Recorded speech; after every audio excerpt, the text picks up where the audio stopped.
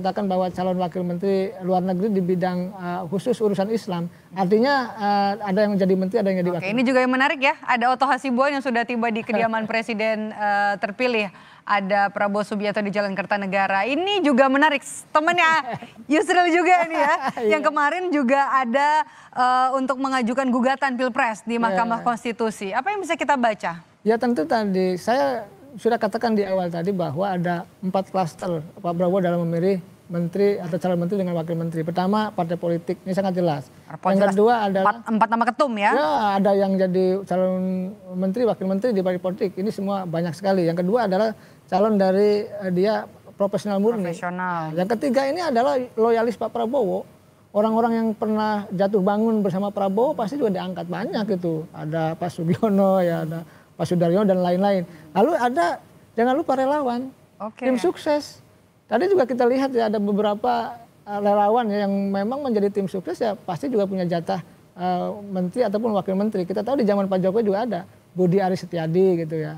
Nah itu terjadi. Nah gitu. ini menarik nih, apa yang bisa kita lihat dari seorang Putra Hendro Priyono? Gimana ya, kita tahu bahwa tadi kelihatannya ya memang ini akomodasi politik yang guyup ini ya. Guyup, kelihatannya tadi ingin merangkul semua. Ya mungkin begini, kelihatannya Pak Prabowo tidak mengenal istilah oposisi. Inginnya semua dirangkul, semuanya bekerja. Ya tergantung nanti efektif atau tidak kita lihat. Ya sebenarnya kalau kita bicara soal demokrasi ada check and balances.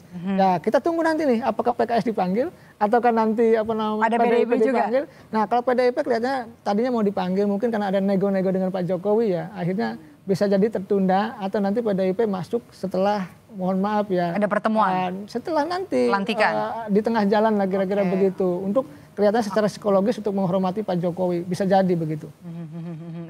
Itu adalah langkah. Tapi kalau kita lihat apa yang mau disampaikan atau apa yang mau diperlihatkan oleh seorang Prabowo Subianto dalam memilih, nah ini orang lama nih kalau kita lihat sudah lama tidak muncul ke permukaan ya.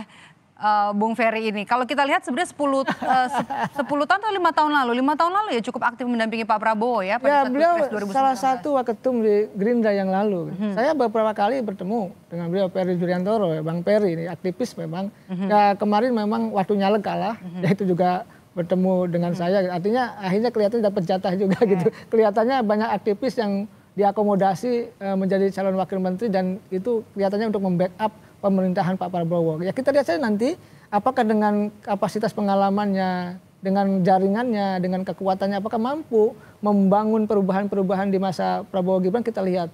Oleh karena itu kita ukur nanti ketika sudah 100 hari, ketika sudah 3 bulan lebih, apa yang mereka lakukan untuk bisa tadi merealisasikan janji-janji Pak Prabowo. Ini pertaruhannya sangat besar karena harapan tinggi ya kepada Prabowo sangat kuat.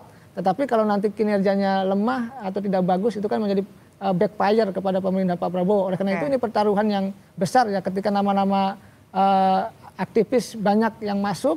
Oleh karena itu ya kita tunggu saja karya nyata dari mereka nanti. Saya tentu ya senang ketika banyak aktivis, ketika banyak intelektual bergabung ke pemerintahan Pak Prabowo. Ini kita lihat siapa ini tahu? Ini Ketua Umum Partai Prima ini.